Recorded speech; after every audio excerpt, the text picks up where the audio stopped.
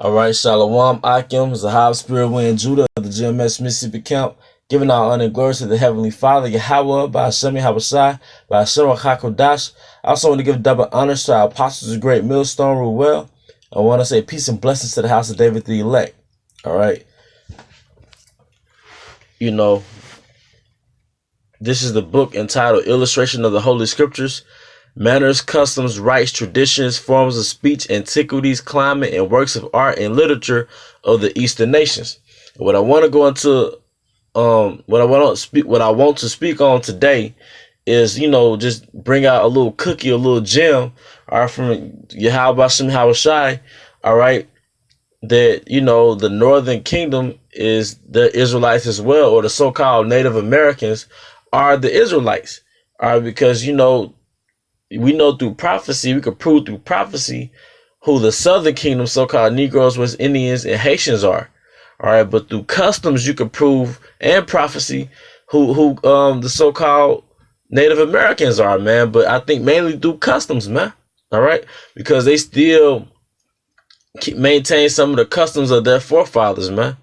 Okay, so from this book, Illustration of the Holy Scriptures, we're going to bring out an excerpt that proves that the Native Americans are the tribe of Gad, and more generally are of the nation of Israel. Okay, so without further ado, I'm going to get into this book. All right,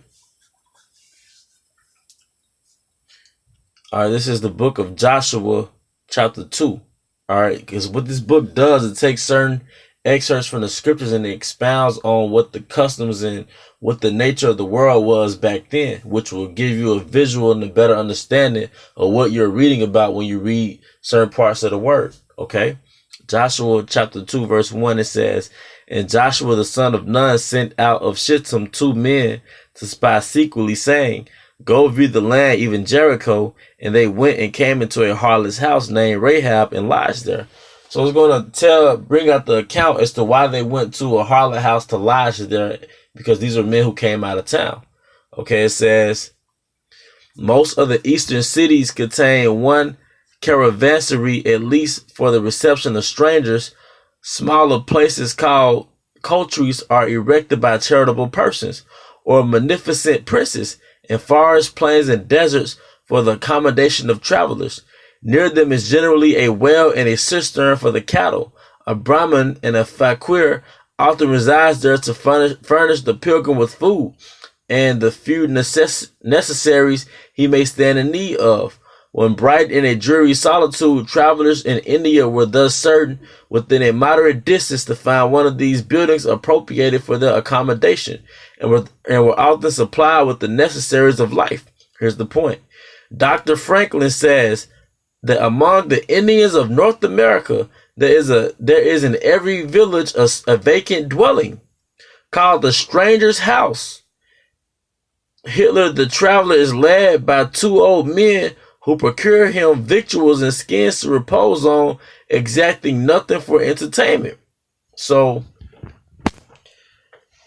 why does this book go from explaining how and why that it was an Eastern custom, and they gave out examples through these so-called Indians, or so-called East Indians, which are Elam, okay?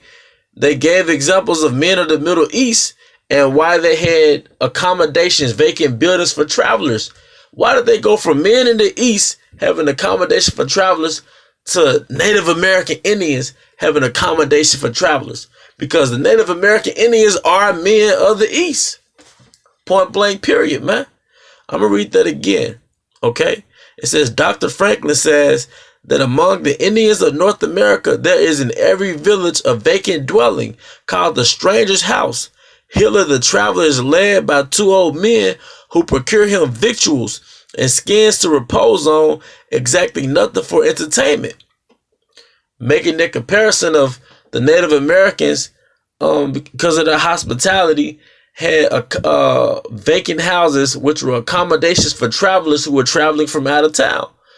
But synchronizing that with the ways of the East and in the scriptures, and how men would have places to rest and places for their camels to rest when they would travel from out of town. Okay, All right, and they would call it a caravansary. Okay, so with that, let's get the scriptures. And I just want to say, I had a lot of distractions making this video because Satan doesn't want to bring out this information. Okay, but that's his job, man. He just clocked in. Okay, 2nd Ezra 13 and 40. It says, I started 39. And whereas thou sawest that he gathered another peaceable multitude unto him, those are the 10 tribes which were carried away prisoners out of their own land in the time of Hosea the king, whom Salmanazar the king of Assyria led away captive, and he carried them over the waters, and so came they into another land. But they took this counsel among themselves that they will lead the multitude of the heathen, and this is the northern kingdom, all right? I read that again. But they took this counsel among themselves that they will lead the multitude of the heathen and go forth into a further country where never mankind dwelt. All right, and what's that country where never mankind dwelt? It was America. Okay, that they may keep their statutes which they never kept in their own land. Hence, the 10 Commandments stone in Los Lunas, New Mexico, because that's of the Native Americans. All right, with the name Yahweh in the stone. Okay. 2nd Ezra 13 and 41. But they took this counsel among themselves that they would lead the multitude of the heathen and go forth into a further country where never mankind dwelt, that they might there keep their statutes which they never kept in their own land. And they entered into Euphrates. This is explaining how they went from being in Assyria by way of Israel, and how they were led to the land of the Americas. Okay.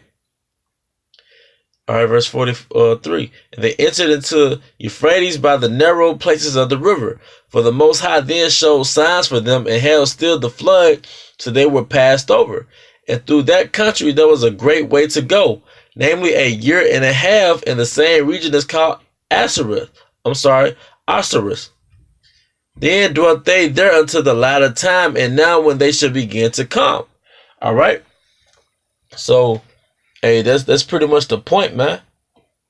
All right, proving that, look, the reason why those Native Americans, all right, had the same customs as the men of the East, because they came from the East, specifically the Middle East, more specifically the land of Israel. But with that, I hope you brothers are edified. To the next lesson, Shalom.